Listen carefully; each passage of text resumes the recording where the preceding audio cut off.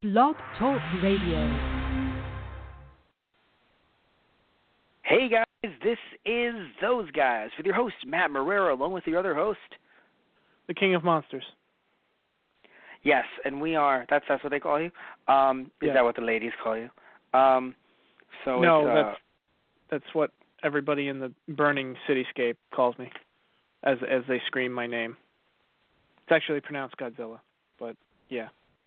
Actually, I heard it was Gogeta. But anyway, so today... But whatever, man.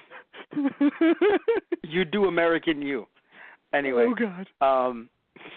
No, but seriously today, everyone, we're talking about Godzilla, King of the Monsters.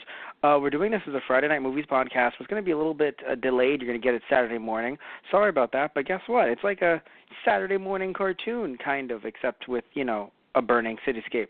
So, now, if you're wondering which one we're doing, right, like what Godzilla movie we're doing, because, of course, there's an English dub and there's an original, King of Monsters is the title of the English dub of the original film, which came out, the original came out in 1955, I believe, and then this one came out in 1956. Right. At least I'm pretty sure that's how it worked. Just want to make sure. Oh, I'm sorry, it came out in 1954. 1954. Yeah. And then this one was actually, it's funny, the movie was discovered, and I say discovered as if it wasn't like a good movie, but like it was in the 50s, so I think discovered is a good word for back then, It was discovered playing in subtitled, the original film, in some random Japanese theaters like in LA. And right. I want to remember who, I want to make sure, who was it? I want to make sure I get the names right. It was come on now. Oh, who found this movie? No, the point is that the person who funded this film, or at least tried to buy the rights to sell it to the company that made it, right, which was Transworld Releasing Corporation. Jules Enterprises. Jules Enterprises is the production company. So it was sold to them because it was just found subtitled in a movie theater. It was like, oh, cool, let's make this for American audiences. And it was, Edmund Goldman who found the film playing in L.A., Then he bought the rights for $25,000, which, if anyone's like, that sounds like a lot because, you're maybe in our bracket of income. But it doesn't sound like a lot for a company. But remember, this is $25,000 in the 1950s. That's a lot of money. Yeah, at the time, yeah, definitely. To me, anyway, yeah. It's not. So Goldman sold it to Jewel Enterprises, and then they adapted it, and it's very interesting because, this movie is so weird, and I don't know, I feel like, well, no, because here's the thing, man, right? It's weird because, I never would have thought to have made a movie this way, even with things like Power Rangers, right? Where I've watched and I know that the footage is dubbed over from Japanese footage, and just like this movie is in a way, just like many Godzilla movies are and Gamera movies. But I just never would have imagined making it like as if it was some kind of documentary, having Whitey McWhiterton, right? Come on in here. Look, I'm sorry. No. But this is the only white man surrounded by all of these Asian people, and they wanted to make him the most, we have to have him connect with the audience. It's in the same way. Here's the thing, for anyone that's like, oh my goodness, he said that, it would be like as if, when they insert little kids just so that the kids watching can relate, if I called the kid Kitty McKitterton, it's the same thing for me, Okay. Literally, he's surrounded by, pretty much, other than the one scene at the airport, looking like it was at the airport, every other scene was just 100% Asian. He was the only white guy there, and he was just there to be an audience insert where they're playing the original Japanese footage. And he's like, so, what's that guy saying over there? The Asian one. The other dude? You should probably be more specific.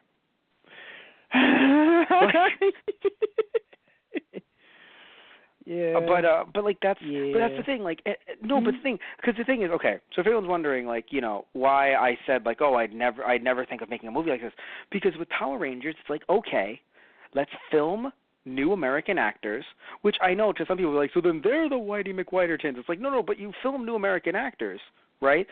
Of any race you wish, but sometimes you've had like white Red Rangers, sometimes you have black Red Rangers, sometimes actually not a lot. You haven't had a lot of Asian Red Rangers, but you've had at least one or two.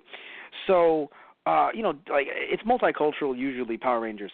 But the point is that still, right? American actors, get them in here. They're going to be the Rangers out of suit, doing teenager things with attitude, and then when they need to transform, that's when you use like the Japanese footage. To me, that makes sense. Right? And Rita originally was the only character that they used that was Japanese, like an actual character, like an actual human being that was Japanese. From then onward, for the most part, even if they took the same suits that someone would wear as a human, like a human villain, they would still only they would still just put it on an American actor or actress. Right? They wouldn't really take a Japanese person and dub them over like that. They only did it with Mighty Morphin. But my point is that to me that makes sense. Maybe you use some Japanese footage if you really had to be low budget, but you might see like a sign here or there, and you might be like, oh wow, that's I noticed that, that's crazy. But again, it's little things like that, little things. But I never would have imagined, and I know they are supposed to be in Japan, it's like they're supposed to be like in California, but like Power Rangers was set in California. I think it would have been crazy if it's just like in California, just like Tasukete, running away. Right. And then oh no, those Japanese people are in trouble. Yeah. That's just like, what? Right. Like, oh no, the Japanese tourist bus that we see every episode. Yeah. It would have been so weird, right? I know you saw a little bit of Power Rangers as a kid. Wouldn't that have been fucking weird? Yeah. Yeah, no, it still would have been off a bit. So I think it's just crazy, and crazy in both a good and a bad way. How they were just like, okay, so we're going to have the white guy narrating, right, which, is basically, mind you, he was a reporter, which I think it was cool to make it, in a way, a documentary style in some ways. So it's like, he's going to be narrating, but then at other parts, he's really confused about the Japanese. So thankfully, we have his best friend, what's his friend's name? It's like, his best friend's named crap. I wanted to make an Indiana Jones joke, but I couldn't remember the kid's name. What was the kid's name in Indiana Jones? Yeah. What's it's like, so what's it's like what's his what's Burr's name? Like what's his friend's name? I think it's Short Round. Anyway, so him and Short Round. I don't remember that guy's name. They didn't focus on anyone enough that I could really, other than Emiko. Right. Because people said it enough. But, I honestly was unable to connect with any character other than Burr. Also because, again, everyone else's name is, Japanese. Ray, I'm sorry, it wasn't Raymond Burr. Sorry, Burr is the actor's name. The actual name was Steve Martin, the character, which was hilarious because I'm like, Steve Martin, the comedian. Right. That was my first thought. Anyway, I'm going to rant about this movie for God knows how long. So that they went off at Steve, you're a better reporter than you are a linguist. I was happy that he tried to speak Japanese a little bit at least. Yes. Yes, though I do feel weird about it because, here's why I feel weird about it, and I think you know this too, or you've noticed this throughout the years through media, and I'll give the mic over to you in a second. I just want to ask you about this personally because I feel like you've noticed this. The idea that, American businessman goes to Japanese place, right? Now, it's business. So because you are the American, either you bring a translator or it is expected that the people you are doing business with speak English. Right. However, what ends up happening is you end up having either, the American businessman, and I'll say that they're usually white, but it can just be an American businessman, walk up and go, suimasen. Or oh, hello, Kunagawa-san. Yeah. And it's like, oh, ho, ho, Mr. American man, how are you doing this fine day? And you're just like, why did you have to add the honorific? This is stupid. Either do the full 100 or don't, So in a way I was happy he spoke Japanese, but in a way it felt insulting, in a way that I don't think they realized, where it's just like, you are a better linguist than you are, oh, so you speak English. Like, no fucking shit he speaks English. You're fucking, like, what do you fuck? Right, yeah. Like, this isn't the first time you've met this scientist, apparently. Yeah, right?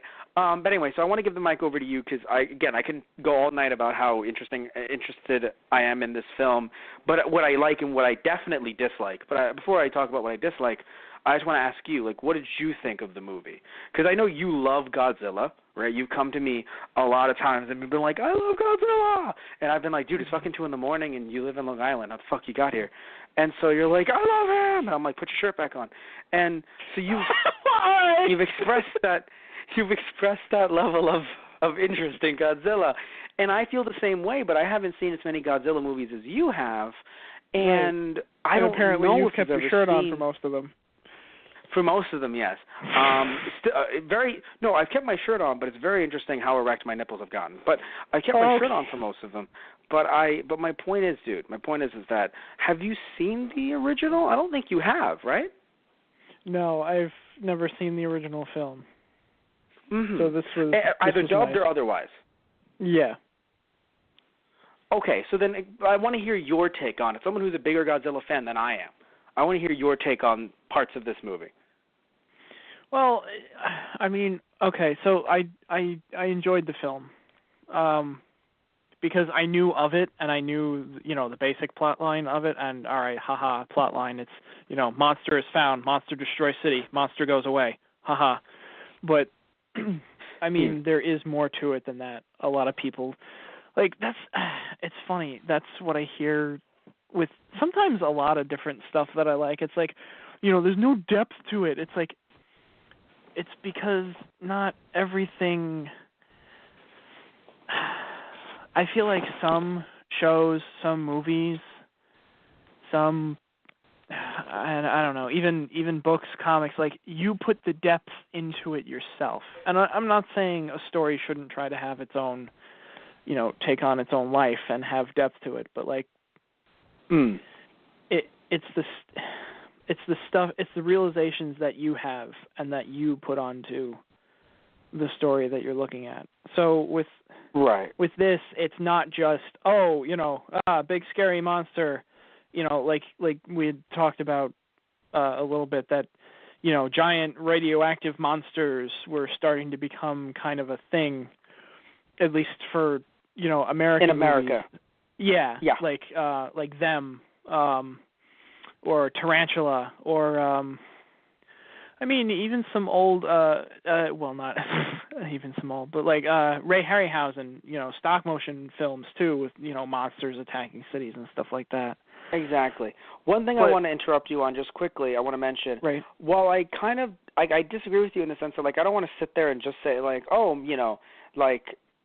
someone saying, like, oh, that doesn't have any depth, and going, well, I'm okay with that. Well, I would argue that depending on what movie you're talking about, you can make any movie into, like, one paragraph. You know what I mean? Like, the way some people say, like, oh, it's just giant monster comes in, giant monster destroys city, giant monster leaves. You can say that about almost any movie. Like, I don't know, maybe not in those exact words, obviously. I assume that's not how you would describe, in my head, what movie are you going to put that to, man? What movie are you going to put giant monster comes, like, giant monster comes, giant monster destroys city, giant monster leaves.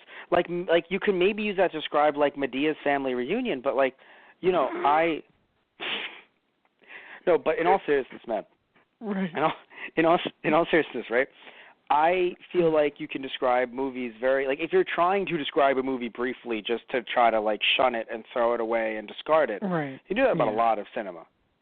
So I don't want to sit there and say that, but but I agree with you 100% though. I agree with parts of what you're saying. Like, you do also help breathe life into it. So, like, as a fan, not that he's saying that fan canon should exist and you should, like, make excuses for movies or something like that, but, like, especially in a movie like this, there definitely was more to it. And I want to see the original Japanese version, because we're definitely going to do a podcast on it, because I want to see what footage they cut out, maybe, because I feel like there's more of a story here. Like, when I said the plot was thin, not because giant monster stuff, but because of the fact that I don't really feel like they developed or they really delved into the relationship between Emiko the person that she was arranged to marry, and the scientist.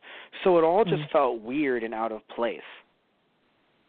Like Right. I would argue, I would have been happier with them cutting out all of them speaking to each other and hiring new actors. Simply based on the fact that because of with what they used, I thought it was super flimsy. Right. Yeah. But anyway, please go back to what you were saying. You were on a roll. I slightly interrupted. No, it's fine. Trying to think. Well, because you were talking about the fact that like just breathing life into the film itself or into films themselves, like with your fandom, and then you went on to talking about. I think you were going to go talk about a Godzilla for a little bit or Gojira. Yeah, it's like, oh right, Gogeta. Godzilla's in this movie. In this movie, it's like,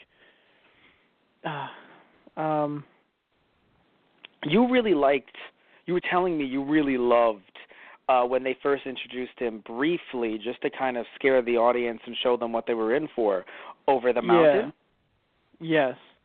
That might be my favorite part too. I was getting chills. Yeah, because it in a way, you could say it feels a bit dragged, but it didn't feel like they were. It felt like they were actually building tension with the movie. Like you see a lot of these different ships, out in the middle of the ocean being destroyed and exploding, going into flames, and even for a movie in the 50s, black and white, it's like the effects, obviously for us now are pretty cheesy at this point, but like. I felt like they did a good job with what they had. Like I love the scenes where they have like toy boats, on a body of water, and they can blow it up and set it on fire, or even the tanks and cars running through the city at the last like big battle scene kind of thing. It brings you back to a place of cinema that we obviously haven't seen in a while.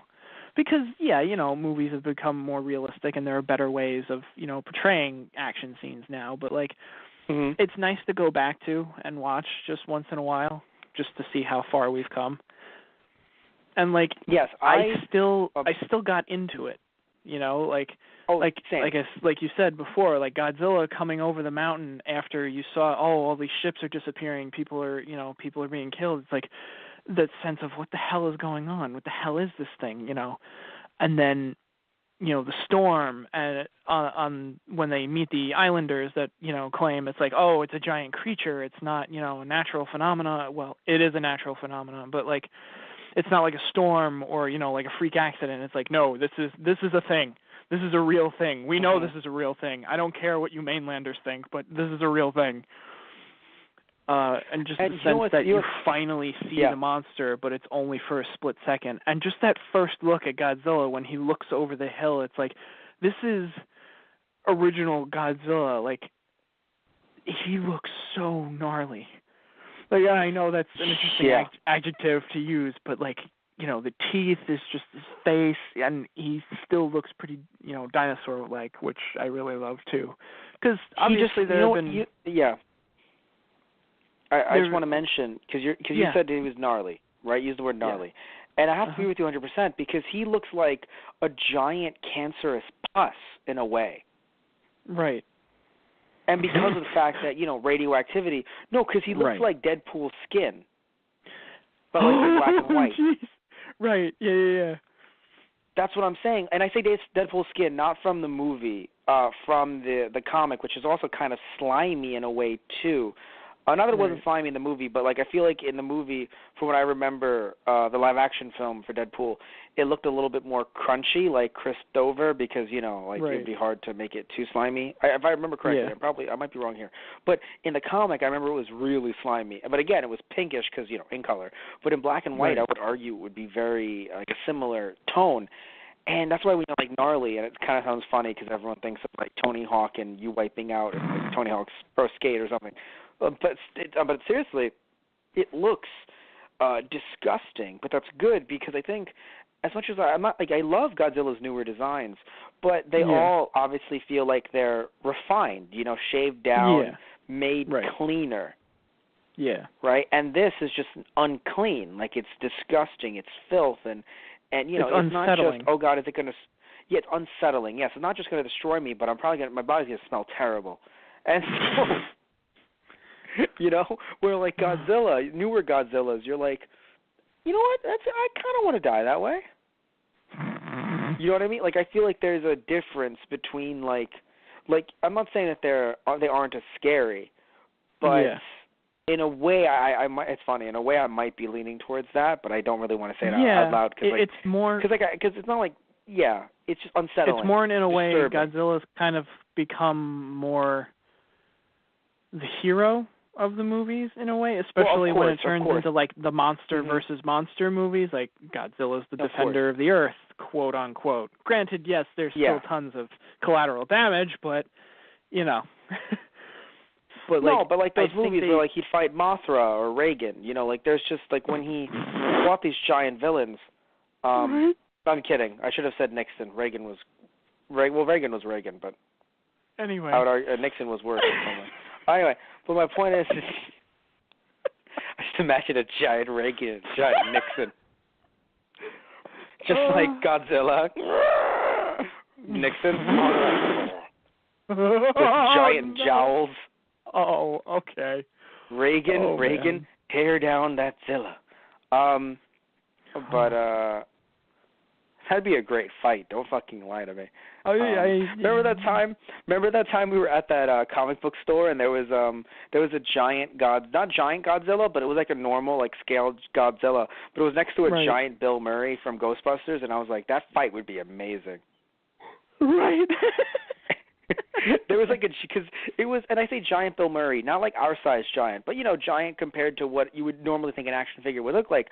So it's giant standing next to what you would normally consider like a giant Godzilla. Like, oh yeah, this is good, you know, like not to scale giant, but you know, still good enough.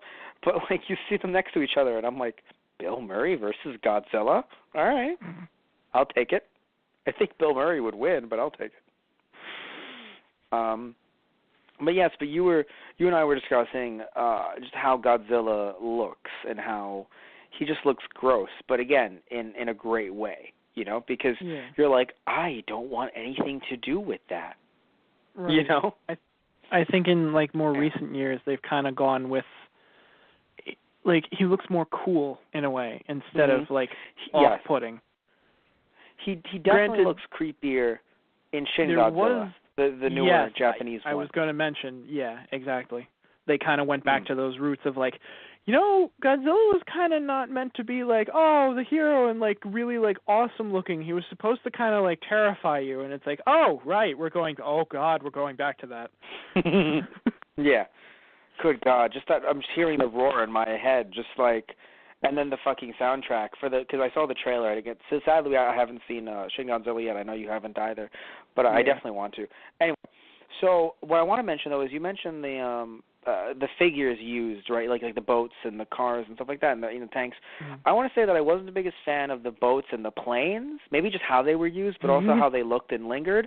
I definitely loved the city though, like seeing the city around him being destroyed, and all that.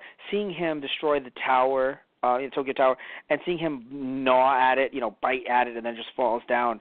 I think that was very powerful, and I think what was very powerful with it too is that even though it was an American film, it's interesting because the American version, the dub, censored some things like, oh, let's not make it about radioactivity because we kind of dropped those nukes on them, so it makes us look, we don't want to bring that level of negativity to the film. So we're going to cut that out. We're going to cut all that out.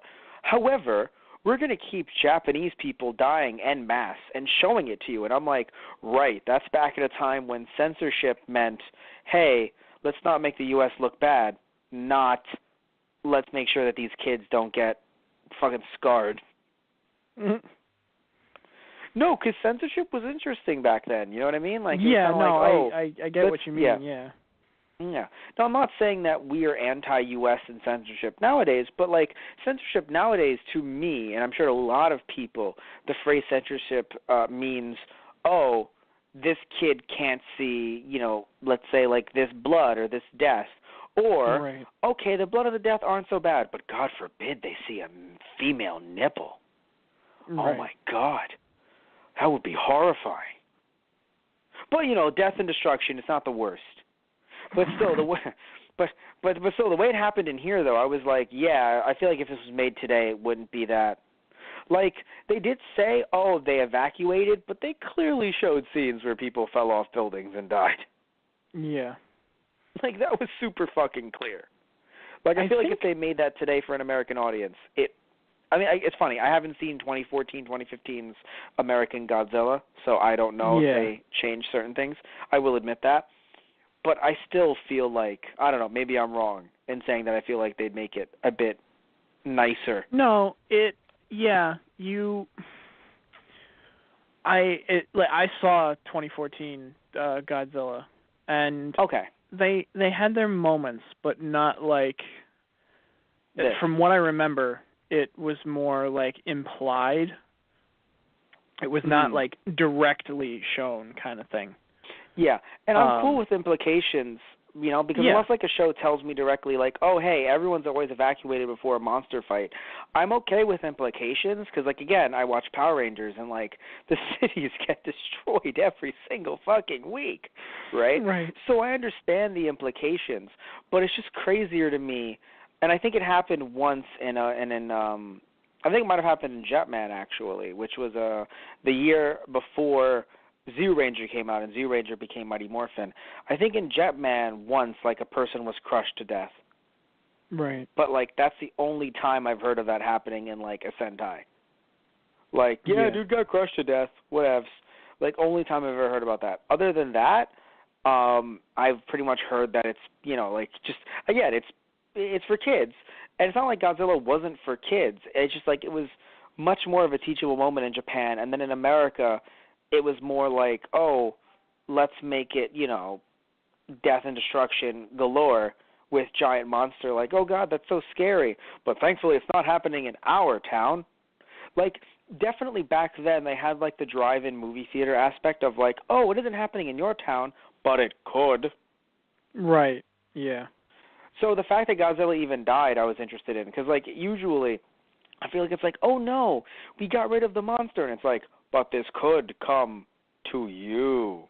Bum, bum, bum. And then the credits roll, and the kids were like, man, that was so scary. And the teenagers were like, that wasn't scary. And the teenagers that were there with dates were like, I didn't watch the movie. And so, like, that's, was it scary? I don't even know. And so, that's how, like, the whole, like, movie monster genre feels to me, like, back then. So the fact that, like, they actually killed Godzilla with an oxygen destroyer. Right. I want to check out the Japanese version. Right. So it's. I mean, it's when you say it just like, oh, we need to we need to defeat the giant monster. It's like we need a weapon to do it. It's like, if you just look at it that way, while you look up the Japanese if you want. If you present it to the audience just that way, the scientist kind of looks a little odd. Like, of course, like, why wouldn't you use it? I mean, he does mention, like, oh, like, but if I do reveal this, it's like, what if this falls into the wrong hands? It's like, dude, there's a giant fucking radioactive lizard blowing up our major city. What are you worried about this falling into right now? But the actual implication of it, it's like, it's a more powerful weapon. It's a weapon to trump another weapon. Like, exactly. And then what will trump that weapon? Oh, a bigger weapon. Right. And then what will trump that one? A bigger one. And that's the biggest problem that we have, and that's why, like, it's interesting, right? Because that's why, like, there are people, like, and not to, like, get into politics, like, I don't want to do that on the show. I'll make a joke about Reagan and Nixon because that's really old. But I don't want to get into, like, new politics. But that's why, in general, over the many years, you'll have people argue against nukes. Even people who made the nukes will argue against nukes. And it's like, well, why are they arguing against the weapons? It's like, well, because it's not like a bullet. It's not like, but even, like, looking at something like a bullet, right? Or like a knife, right? Like, oh, I have a knife. Well, I need a bigger weapon, so I have a gun. Well, I'm I'm going to match Right. your gun with a bigger gun. Well, I'm going to match your gun with a grenade launcher. Yeah, well, now I have an RPG. Yeah, well, now and if anyone's really thinking about each one to each one, maybe grenade launcher aside, although technically not, each one gets more destructive as you go up the chain. So what that means is that, yeah, you're aiming at one guy, but is that guy alone? Are there people there? Are there people in the area? Because when it comes to a knife, most likely you're just taking out each other, right? When it comes to a gun, now things have gotten to the point where you could kill anyone in that area, but it's still contained to wherever you are. But again, as soon as you start going to like grenade launcher, RPG, like all of a sudden it's not just a fight between you two anymore. It's not a pissing contest between two people. It starts to widen the range. And that's why this movie was made by the Japanese. Well, not the only reason why, but like definitely like they really wanted to bring up the question of just like, hey, you know, this monster was technically made through radioactivity and stuff like that. So it was made through a weapon itself. That's why it's basically a walking nuke in a way. Right. Yeah. And it's just sorry. I feel like terrible things have happened throughout history, and it just is what it is. Like you want to learn from those lessons and never have the kind of aftermath that, it's like, it was a war, but like, no one should have to go through what a lot of people went through after, the bombings with, atomic bombs. But that's what, I don't know, I think we had talked about it before, like that's what was powerful about Godzilla in the sense that, you know, the movie was made like, the kids could still enjoy it. It was still like, it's not like a historical movie just going through documentaries. Like, no, it's the giant monster. It's flashy. It's like, Godzilla. But it's the realization when you get older what, the film is really trying to get at. And I feel like that's what bothers me when people, obviously later Godzilla films, it does start to get away from the original message and it's more of, monster movies, giant monster fighting giant monster. Are you fucking telling me that there wasn't a reference to U.S. interference in Japan via Godzilla's drop kicks? What? I'm sorry. I just remember there was a clip of Godzilla jumping and doing a fucking drop kick off of his feet, kicking whatever monster it was. And I'm like, are you saying that doesn't symbolize U.S. naval bases in Japan? Are you? Oh, my God. All right. Sorry, that's all I can remember from one of the movies, I think, in like the 90s. Or it might have been, it's just Godzilla doing a double drop kick. The different eras, right? Yes, I can picture the clip in my head. I've seen it before. Even when I was a child, I was like, why is Godzilla like just flying through the air with a double sidekick? What is going on? And he's completely vertical.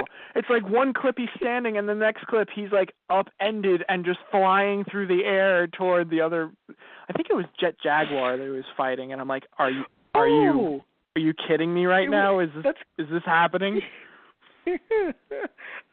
That might have been why it was Jet Jaguar, because I'm pretty sure Jaguar used some pro wrestling moves as well. Right. But things may have gotten a little bit fucking muddied over the years, just a little bit, a little bit. But so I do feel like a little bit of that. Like, I'm actually shocked that your dad, assuming, because I know you're telling me you were talking to your dad about this when like a very long time ago when you were starting to grow up a little bit more, and your dad was like, so you understand what's up with Godzilla, right? Yeah. And you didn't know, but it's interesting that he did, because I would argue that while there's little bits of it in this movie, if you don't have that context, it's in the American dub. That's what I'm referring to this movie, the American version. It's a lot more flashy American. Like, I really want to see the Japanese version with you, and then we'll be able to go, oh, wow, it's like, because I don't know if the Japanese version is as fun, I would argue, as this was. Right. Now, again, I could be wrong, because obviously the Japanese version would have a lot more of a love triangle, so again, that's not historical either, So I assume that might, so in a way it might be Like, yeah, in a way, more, it feels like each film is still trying to be a film, and kind of like it's like, yes, we're putting this message out there, like say no to atomic weaponry, but at the same time, we're still going to throw some film elements in there, so everyone's not just like, oh wow, at the end of it. Yeah.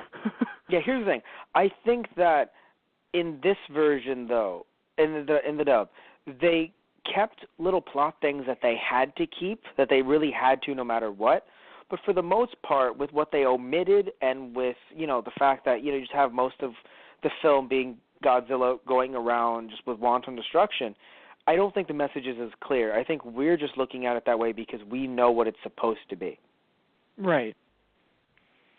And I feel like that's why I'm shocked at your dad knowing that. Yeah. Well, I mean, I feel like if you've taken any sort of history course within, your schooling or in education, fair enough. You're going to learn about that kind of thing, even if it's just a mention here and there, Oh, well, no, you're going to learn about it. Yes, I don't know. Like you might not pick up on that. Mm-hmm. Yeah, you might not pick up automatically on the connection through, the American dub of this film.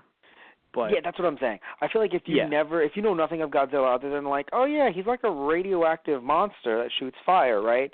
Like that's all you know. And then you watch this movie, you're like, oh man, that's crazy. He just came out of the water and he's like part dinosaur and shit. And then they had to destroy him with a weapon. And then you tell someone, yes, it's related to the Japanese and nukes and making one bigger weapon than the other. Some people would be like, whoa. Like, I don't know. I feel like there's people that, like, if they've never seen Godzilla before, all they know about is, like, that's all they know is, that's all they know. Then they'll be like, wait a minute, he was made from nukes? Like, because I've told that to people before. Yeah. I think they actually, they mentioned it was the testing of hydrogen bombs. Okay, that is what awoke Godzilla from his slumber, which is still he was sleep. Yeah, and I believe it's funny. I believe I don't think it's technically because I don't remember now if we'll see the movie, but I actually don't even remember now if the Japanese version technically in the movie itself said, "Oh no, these are about nukes." Right. Yeah, that's true. I don't. Yes. That's just our historical, because we know through interviews stuff like that. But what I want to say though is that I was talking way earlier with you, both on the podcast and off the podcast about the dubbing process and why not even just the fact that they dubbed over certain characters, but you know what? Actually, I'll focus on just that. Before I even go back to what I was saying earlier about, broadly, I just want to talk about these characters who they dubbed over. I want to apologize to people because people have been doing the joke of like, hi, and then moving their mouth, how are you? And like, so, and like really doing like bad voiceover acting, making fun of these movies. And I've been kind of mad at them because I used to see some Godzilla movies when I was younger. I just don't remember which ones I've seen bits and pieces of, but definitely wasn't this one. But like, I've been kind of frustrated at them because I've seen some dubs of Japanese films into English that I think were pretty damn good and spot on, or at least enough as spot on as they can be, right? But I forgot, like, no, Matt, these movies did exist. Please understand, right? Because, like, even something like Bruce Lee's films, I didn't think they were that bad with the dubbing. I thought the only problem was, or not the only, but a big problem was Bruce Lee would fight, and he'd be like, whatcha, and then talk and be like, hello, it is nice to see you. Right. And I'm like, are you really couldn't give him, like, a Johnny Young Bosch voice or something? Like, he couldn't just... Well, Matt, this was a time before they had Johnny Young Bosch. There was a time before they had Johnny Young Bosch? I'm kidding. He's so ingrained in anime dubbing, and he was a Power Ranger. There was a time before Johnny Young Bosch? Well, that was before my time. Anyway. The point is they could have had other actors closer a lighter to voice. his voice. A lighter, exactly. Yeah. Although it would be funnier if they took that guy, why, hello, how are you doing? To be like, whatcha, wah, yeah. Oh, no. But anyway, my point is that, like, I still feel like the Bruce Lee films that I've seen that have been dubbed into English weren't that badly dubbed. Right. That's the ones that I remember. Were not badly dubbed, from what I remember. So when I see people making fun of it, I'm like, why are you guys making fun of it? And then I see this movie, and it's just like, well, to fight the giant monster, we need to do one of three, if not all of three things. The mouth flaps are still going. They stopped. Yeah. There's a pause. They stopped. And then it came on again for a brief. So, like, it was this movie that I'm like, okay, I'm sorry. I understand, everyone. I get it. I was wrong. I was the asshole. I don't always admit that I'm wrong. I was wrong. Sorry, I was. You know, it makes sense now. Because not even like the mouth flaps weren't perfect. Because they knew that they had to work with these mouth flaps, and it's crazy. Because here's the thing, Tristan. You would think, oh well, because maybe I don't know, maybe you would say this, and if you don't, that's cool. But I feel like someone would say, oh well, the problem is that it was so old that they just weren't used to it. You know what Matt says? What does Matt say? Bullshit. They were bringing Italian movies over and dubbing them into English. Right. And I'm not saying they were done well, but it's not like the dubbing process was a brand new. Like, this wasn't the 1920s, 1930s. Like, this was the 1950s. Like, they were doing that. I know, like, it happened in the 1960s, 1970s as well. But, like, still, like, in my opinion, you were bringing over other movies from other countries and dubbing them over into English. Right. You didn't have an excuse for having actors that were like, oh, well, I am here for you. Yeah. Are you really here for me, amigo? Yeah. Oh, what Are do you you want really to here for me? Yeah. Freaking. My God. Those poor fish. What I think I hated, you know what I hated more than just like that? Yeah. You know what I hated the most? Do you want to know, Tristan? Go ahead. Oh, right. Well, yeah, there were things that were dubbed and things that were not dubbed. No. They were dubbed, but she said it. The English actress, said with the wrong inflection, like, too. Oh, I don't remember if she said it with the wrong inflection. I was just mad that she said it. Well, once she did. Once she said it right. Once she said it wrong. Yeah. But either way, it was just frustrating because, like, you don't fucking speak like that. Again, it would be terrible if I dubbed something into English and at one point I'm like, It's like, It's like, what? Yeah, and I mean, I didn't want her to be like, what? But yeah. Right. It's still, that's part of the Japanese language, so saying it in an English dub when your entire sentence structure previously was all in English, yeah, it's a bit jarring. You know why it was so jarring? All she had to go was, huh? Right, exactly. All you had to, yeah. All you fucking needed. Now, you thought I was talking about the fact that not all of the movie was dubbed into English. Well, I mean, I'm saying, thought it was, yeah. No. I meant like when some of the things, like Amiko was talking about, like the sentence was in English, or they took that part and dubbed it. They decided, to dub that piece of the dialogue, and then they'd still have a piece of the Japanese instead of, going still using Oh, okay. No, yeah, I didn't know if you were talking about that or something else. What was strange to me though is that it felt like they only dubbed certain characters only at certain moments because they were like, shit, they need to understand what's going on. And I think that pissed me off more than anything. Yeah. Now, there what was I mean by that is there was definitely one point when Amiko was talking to the paleontologist wasn't her father, was he? I can't remember. I thought he was, yes. I thought he was too, but I'm not sure if that's 100% accurate Japanese. or not. But yeah, like they were talking about Godzilla at one point, and then she goes over to him and speaks to him, but they don't dub that piece. And yeah, like you said, it feels like, they don't need to know what they're saying right now. And then it cut back to Mr. Reporter. Yeah, no, like she was talking to Captain Eye Patch. I'm kidding. She was talking to Scientist Eye Patch. And so,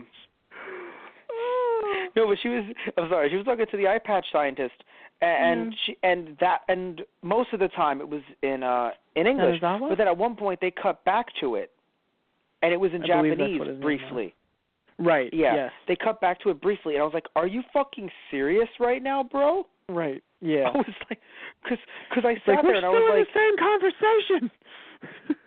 yeah, no, I was still well, it was a different like they shifted back to what seemed like the same conversation, like in her memory, and it was in I don't know. Like I sat there and I was like, was there like did it cost more to mute the footage or something? Like, was that maybe a rule that you couldn't mute the footage? It either had to be dubbed or played? Like, because if it was, that would make sense. But, like, I was just confused because it felt like, because I have to admit, like I said earlier, I do think it, like, despite the fact that it felt off and weird and kind of like imperialism, I still am okay with the fact that they have Martin there asking questions to his Japanese friend, and then his Japanese friend is basically saying what's going on.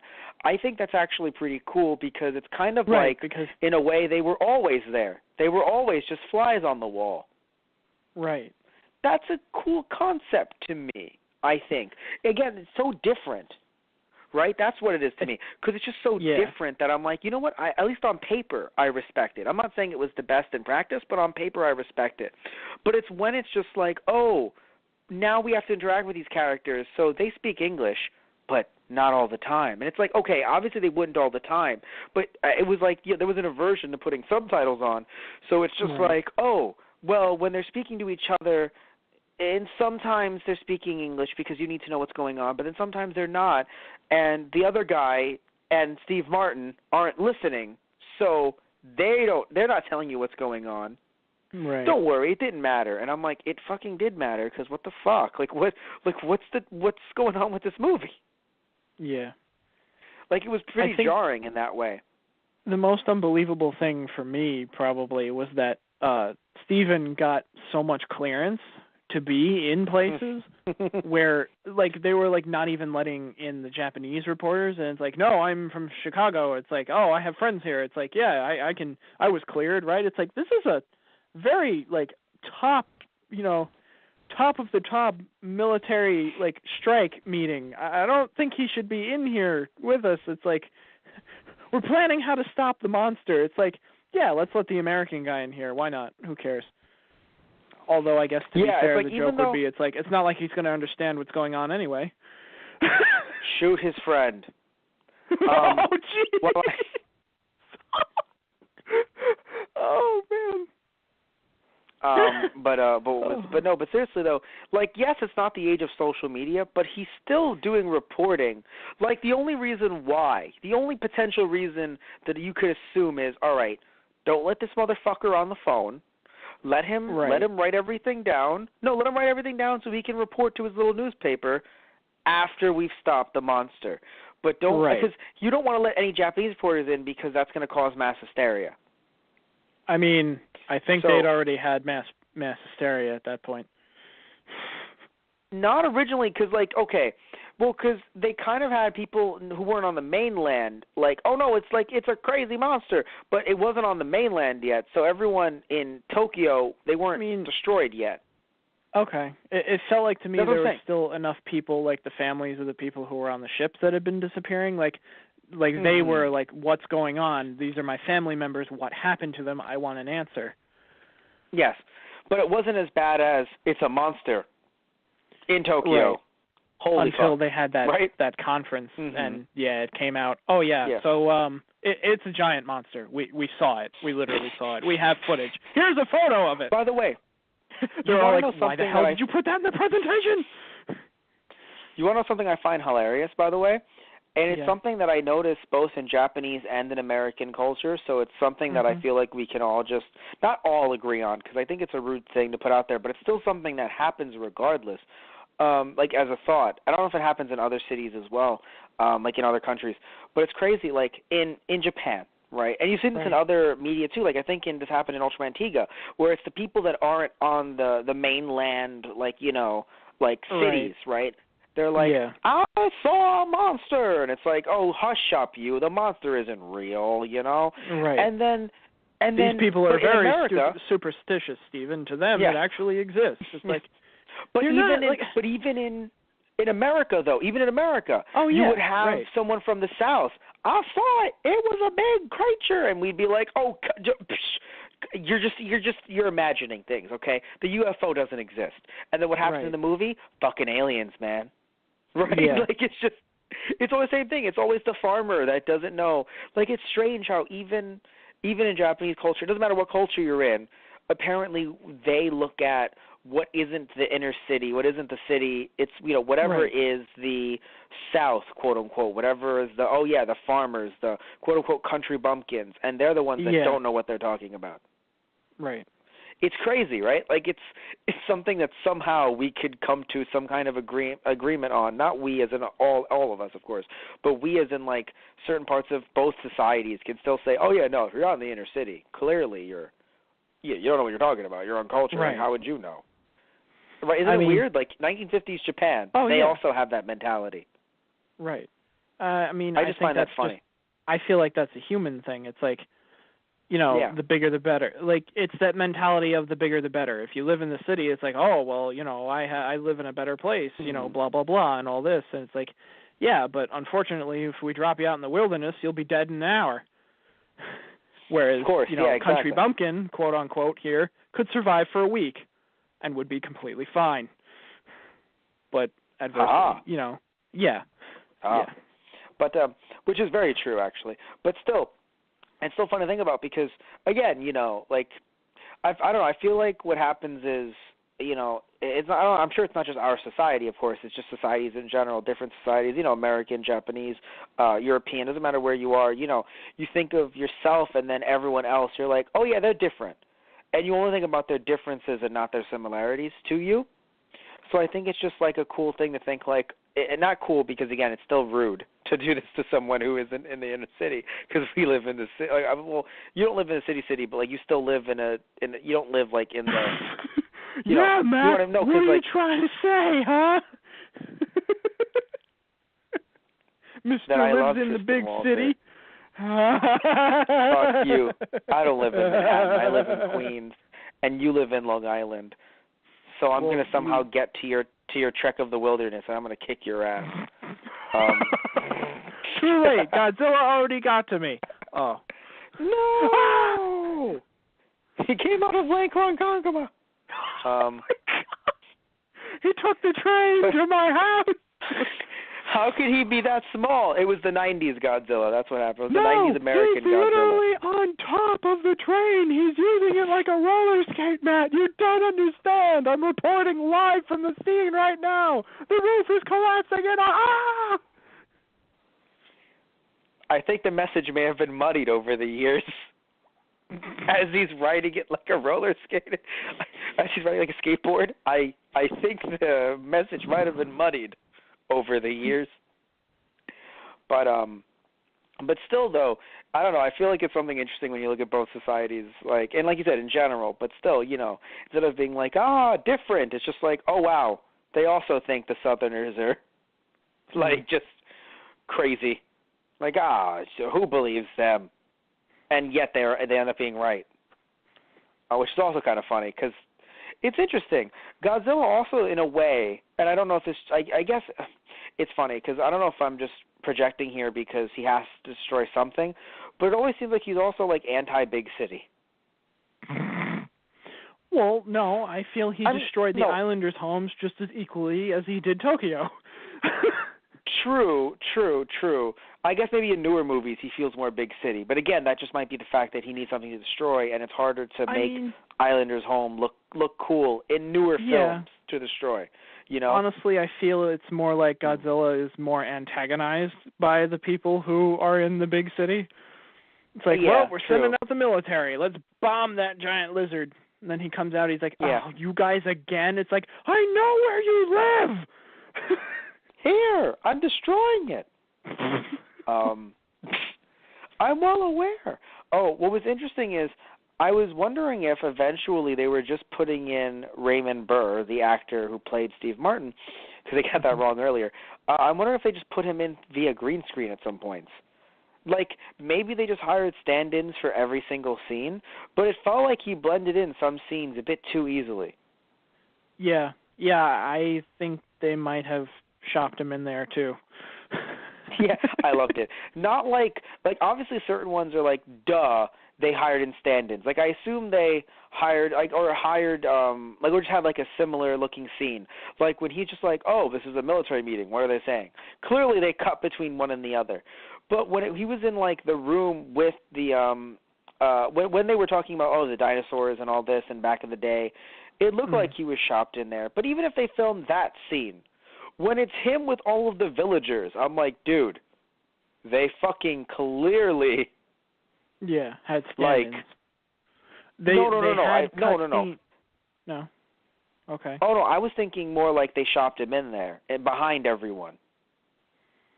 Oh, well, because I feel like they had a separate scene filmed, and they had, like 3 people in the front, dressed up as the Islanders, and then him and the military general behind them. Yes. Yes. I didn't think of it more like a filmed scene, but you're right. It may have been. Yeah. Because he felt like he blended in too easily, but behind everyone. So I thought that was normal. Yeah. It felt like obviously, a separate scene to me, and they just cut back and fair forth. Enough. Yeah. Fair enough. You're right. But the interesting thing is when they had him in not in the hospital, but they were trying to take care of everyone, and they were carting him around, and it was interesting because obviously that they had to film aside. But what's interesting is that back then what they used to do is they used to hire actors that would be lookalikes, but just from behind. So it would be like, oh, Emiko's talking, let's dub her over because she's talking to a Japanese man, right? Right. But then when it's Steve Martin talking to her, or her talking to him from behind and they need a close up on him, she could have been American. Right. She doesn't have to be Asian because it's a stand-in from behind, not from the front. Right. So it's crazy. It's very it was such an interesting production, and honestly, if they had just dubbed over everything into English, I don't think I would have had a problem with it. But I think because of the fact that they were like, okay, let's be creative and not dub over pretty much most of the movie, I was like, okay, I like that. Good, let's stick with that. Well, we're going to dub over this. Really? Well, we're not going to dub over all of this, but most of what we said, it seemed like we were going to dub over. Really? Oh, and by the way, for some reason they do speak English. Put it out there, oh, that's right, they just randomly speak English, a few of them, even though you're in Japan. Right. Yeah. I think the most interesting thing for me, movie-wise, the way they began the film was after, Steven's the character, he's signing off and this may very well be my last report, and the building falls in on him, and he's like, that night was, I remember it as clear as day, even though, a building basically toppled, a roof collapsed in on me. It's like I was lucky to be alive, and you see the aftermath first, and they kind of go in reverse, because it gives you that sense of, well, how could this happen? Such, destruction on a wide scale. How is that even possible? And it's like, oh, don't worry, I'll get to that. It's but I need to take you through, and you need to see what I saw, each step of the way. And I felt like each step, I don't know, it feels like when we do cast, there's a lot of times where you'll say something was either, it felt like you could have, shortened it by, 20 minutes or some odd, length of time. It's because it was a bit drawn out. And I'm I think they actually did a good job with the pacing in this. There were some things here and there that maybe felt a little dragged out, but... Well, my thing is, first off, I want to say, just the idea of we'll start from the end and then we'll work our way from the beginning to the end. And my thought is, thanks, guys, you made Tarantino a filmmaker. Quentin Tarantino was inspired by, mind you, I love Quentin Tarantino, so I'm just being a dick. But still, my thing is that when you said it was drawn out, when you said earlier, you said this way earlier, maybe some people would say that it felt like the Godzilla scenes were drawn out. I disagree completely. This is how a monster movie, in my opinion, should be, where it's you kind of introduce him a little bit, but you don't really show him fully. Although you sort of showed him, obviously, at coming over the hill. But even then, it was still like, I don't know, like it was you show him a little bit, but you right. it's still a tease, right? Yeah. And then you go through the rest of the movie. That I do agree. Like that you need in a movie.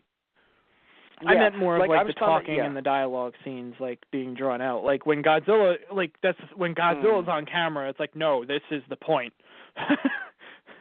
Well, no, obviously. No, my point is that, like, but he wasn't on camera for a while after that tease. But again, right. I'm okay with that because you need those scenes. The problem is that because of what they cut out, because of what they omitted, and because of what they did dub and then didn't dub, I felt like I'm missing a movie. Like, I feel like this wasn't a movie. I feel like this was just a collection of scenes to show me how cool or how much Godzilla can destroy. Like, it didn't feel like a film. And what I mean by that is it's just like, all right, so Steve Martin isn't dead. And the scientist died, which was sad because, he gave his life and whatever, sort of. And and then we have Emiko sad, and that's it. That's the film. Right. Like, because of the fact that we didn't really get to develop, and really focus on those three characters, the Japanese characters, we basically have a movie. Like, I don't know, I feel like it wasn't a quote-unquote movie. Like, I feel like if I watch the Japanese version, I'll get even if I don't like it even if I'm not the biggest fan of it, I still think I'll get a more complete film than I did from this. Like, I think with all the stuff they cut out and kept, and introducing Ray, who I keep on calling him by his real name, Steve Martin.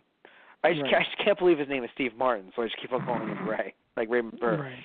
But because they introduced Steve Martin and they didn't really have a clear path for him, in my opinion, it felt strange to me. Like it just felt like I don't know. I'm not a big fan of. That's why I said, like, on paper, I think the concept is great. I think what they did with it wasn't the best. And there's some things that I'm a huge fan of and other things that I'm just not. And that's why it feels like it's an incomplete film, sadly. Right. But... Yeah, I can understand that. Yeah. I mean, because it seems like there's no real character development in a way.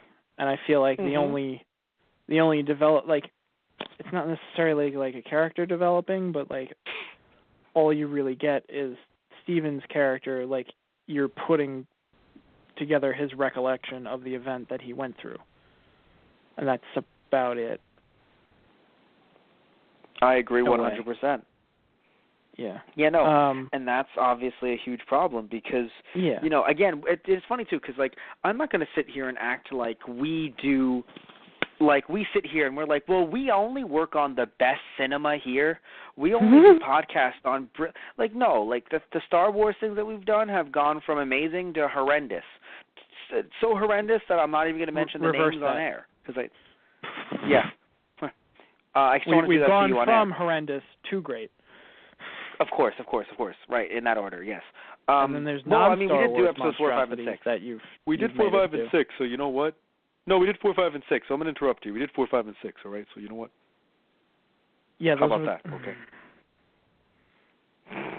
See, so there was some variation, but my point is that, we don't sit here and try to be like, oh, Dragon Ball Z is the best thing ever made. There's nothing wrong with Dragon Ball Z ever, and it's just the best. Like, no, obviously, if we were talking about the Dragon Ball Z show, we would have issues with it. But the movies that they've made, for DBZ, most of the time don't need development because they're just filler movies. That's what the show is for, right? The movie just introduces villains, and let's talk about those villains and, see what we think about those and yada, yada, yada. But this, this movie was just introducing Godzilla, Matt. Yeah, right, exactly. You know what I mean? But, and it's funny because, it's interesting because apparently, I wonder what Japanese people would think about this movie because apparently in Japan, they really enjoy their monsters having depth and having development in some form or another, and that's why they weren't a big fan of Pacific Rim, because for us, we were like, yes, Jaegers destroying monsters! But they were like, but there's no heart and soul into these monsters. In the monster. Huh. Yeah. Yes. So, like, Well, yeah, I wonder I what mean, they would think about this movie, where not that Godzilla wasn't, like, didn't get to destroy and wasn't, terrifying and horror, but there may be some more depth into him than we think. I mean, It's would interesting. Yeah. honestly, my opinion would be if, the Japanese looked the dub of the film, they'd be like, you just bastardized the movie that we were trying to portray, but whatever. Yeah. Yeah. To be honest. So I am interested in, in watching the Japanese dub, as I've said many times over this show, but I really am. And I'm also interested in seeing the sequel because it took a very long time for there to be a sequel to this movie. Like, it really makes you think about how things change over the years. Yeah. Where, like, nowadays it's like, oh, that movie did very well. Oh, that's good. So we're going to do 9 of them, we said? Yeah, right. Yeah. Where this, it was like, from what I've heard, people really enjoyed it at the time. Obviously, something was done well, right? Right. But you look at its sequel, and it's like its sequel came out in 1985. Like, wow. Shit, dude. That's what I'm trying to say. Like, this came out in 1954, originally in Japan, and then it came out in Japan again, the sequel, in 1984. Like, that's a large gap. Like, it's such a large gap, right? You sit there and you're like, oh my God, people that watched the original were like, holy shit, we really like this. And they just grew up to make the new one. Yeah. You know what I mean? Like, I liked that when I was a kid. Let's make another. Like, oh shit, sure. So, I don't think there's anything else that I want to say about this film, but I definitely want to hear anything from you, and anything that comes to your head before we kind of wrap things up, because I'm sure that, there's something like because again, you're the de facto Godzilla fan out of the two of us, so I want to, I really want to ask you. You chuckle, but it's true. But I really want to ask you, like, what you think about, like, anything else that pops into your head about this movie. Yeah, I mean, there were 2 other scenes that, just quickly, the effect with Godzilla's breath attack, I thought was, honestly, it's just, it was just like an air jet coming out of the mouth of the suit. Like, sometimes you could even see the hole where the air was coming out of, but I don't know, I kind of still liked how they did it. It was convincing enough for me to, like, suspend, the disbelief for just a minute and just enjoy it for a second. It's like, you know what, that actually kind of looks pretty cool. Yeah, no, CGI is great and all, right? I'm not going to sit here and shit on CGI. CGI is great. But I just sit back, personally, and I just feel like, making movies like this, it's just, I really enjoy, how it's done. And I really enjoy the fact that while there's some CGI in some Japanese productions today, they still try their hardest to, use practical effects. Thank you. Use practical effects. In my head, I was like, put people in suits. Matt, think of a better word than that. Put people in monster suits. Matt. Fuck. Matt. So, no, because it's true, you still have, like, Super Sentai where you're like, but how do they do the effects? It's like they mostly don't. Like, if they need to, yes, they'll have someone flying through the sky with some kind of meh CG. But usually, right, they're people in monster suits and in giant robot suits in fake cities fighting. Right. Yeah. Same thing with Ultraman. Same thing with, even with Shin Godzilla, I believe they use practical effects. Right. So, it's like, I really enjoy that a lot, and I get it. CGI, it's around. It's not like the new thing, but it's around and it's here to stay. But you know what? I mean, if it makes you feel any better, Tristan, when I said, we talked about shopping, like using the word Photoshop into, they shop them in, but they did use green screen. Green screen existed back then. No, like green screen has also gotten better, but it existed back then. So it's not like it didn't exist. It just wasn't practical enough to use it that much, and understandably so. I mean, I know that Godzilla's foot coming down was green screen because you can kind of tell just from the way his foot came down. From when you'd see people running away in the city and his foot in the background. Yeah, I obviously picked it up too, but but still though, again, but even then, like it's still green screen, but it was done so minimally that I'm okay. Like, it's not like you're against. It's funny. Sometimes it sounds like Tristan is against CGI, and he's not. He just really enjoys practical effects, as do I, because, while some things can look a little bit cheesy, in other ways, I don't know, it just looks, in a way, real. And Right. it's also, scientifically proven, because depending on what kind of CG is being done, especially if it's like a person, it will never look right. It doesn't matter how hard you try. You'll try your hardest, Rogue One. It will never look right. Yeah. And you'll kind of be like, they look like wax fake people. Right. It doesn't, like, your brain will tell you that's not human. Because your brain is funny. It's, it's, yeah. Well, To me, it was almost like they were just too perfect. Like, it was weird. That's like, the point. CG was so good that it was like, And if anyone didn't hear me make that joke randomly, I was talking about Rogue One. And that's the point, right? Because even though I haven't seen the film, I saw the CG that, I'm not going to spoil. But, so there was CG. And that's the problem, is that's the point. It's not that it's imperfect. It's too perfect that your brain's like, that's not right. That's not right. Anyway. So that's one scene you were talking about. What was the next scene? The only other thing I wanted to mention was, I guess, two things, but both quick. The fact that the older gentleman, the paleontologist, when he was giving his little presentation to the board to like, oh, what are we going to do about this? Or, what did you guys find? I knew you had something to say about him. Because he was talking about Godzilla being this kind of like halfway between land and water. It's like at some point these creatures, were in between. And I'm like, you know what? For the 50s, that's probably what they thought. Like, that's all I could think of. Dinosaur-wise. I was like, I was watching it, and I was like, I'm sure this is dated, and I'm sure Tristan will tell me how dated this is. Yeah, it's very dated. But, I mean... Yeah. I mean, for now, obviously, but at the time, it was like they were, still putting the pieces of the past together, pieces of the puzzle of the past together. Of course, so, of course, yes.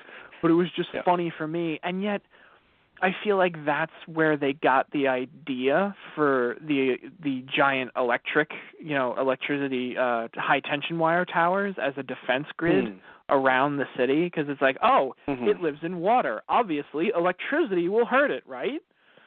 And it's funny, that's a thing that kind of still sticks with Godzilla. It's like, it's not that electricity will like kill him, but it's like he doesn't like it. It deters him. We'll put it that way.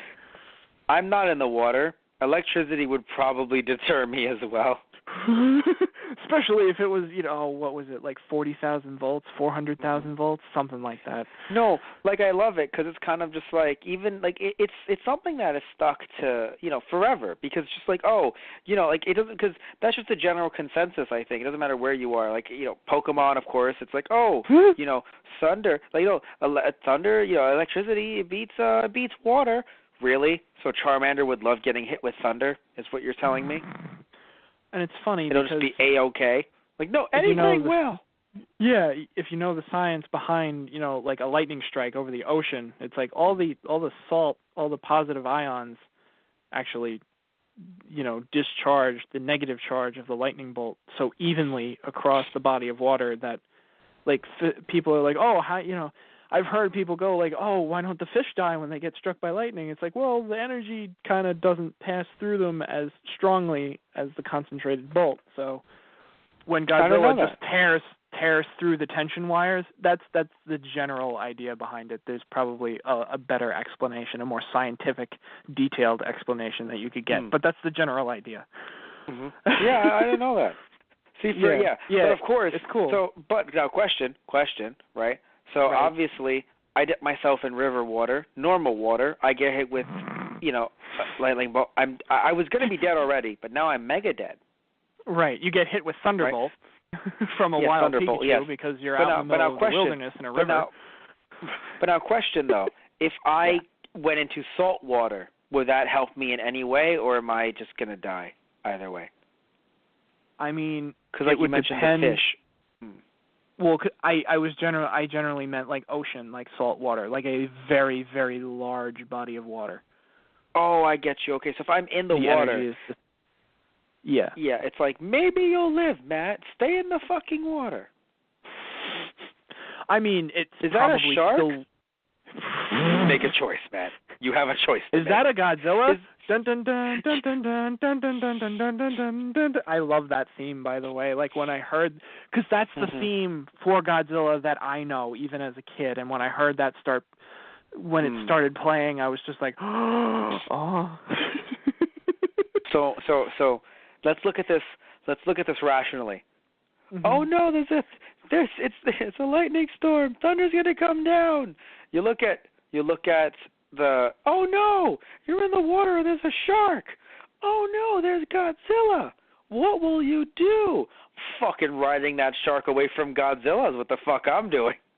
It's kind of funny. You're actually more likely to get struck by lightning than you are to be attacked by a shark. Yeah, I just made the joke because you're in the body of water, and you're like, yes, well, this is happening now.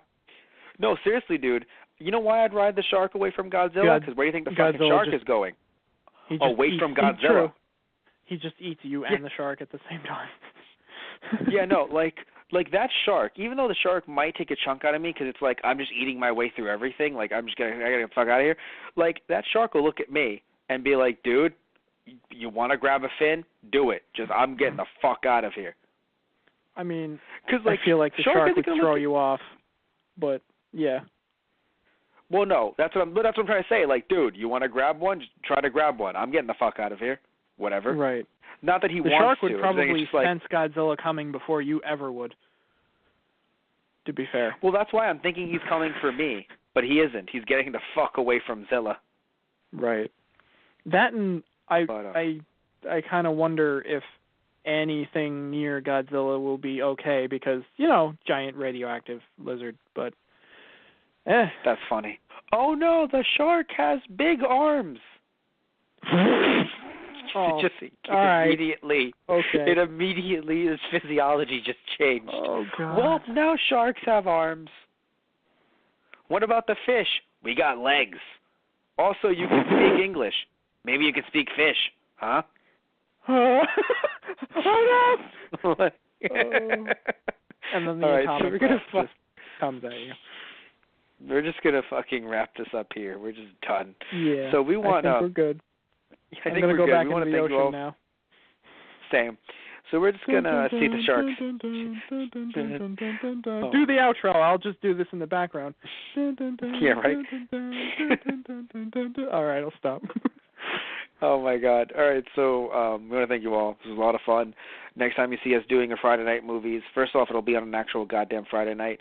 And two, we'll definitely be doing, if it's Tristan and I, we definitely will be doing the Japanese version of the original Godzilla, just with Gojira, because this intrigues me. Eventually I want to try to do Return of Godzilla because I want to see how in the hell it picked up 30 years later. I still would like to do Gojira first, so we definitely should be doing that. But I want to mention right now that it is currently Saturday. You're watching this, and you'll notice that Saturday night after midnight, you're actually going to be able to see one of our Anna Saturday episodes, which is really cool because we went back to Super. So you can actually listen to us doing Dragon Ball Super on our Blog Talk Radio, which you might be listening to that through that right now, which our Blog Talk Radio is those guys on the radio. You could also listen to it through iTunes, most likely when it's over, but still through iTunes by searching up those guys. You can also listen to our older podcasts through our YouTube channel, Those Guys on the Radio.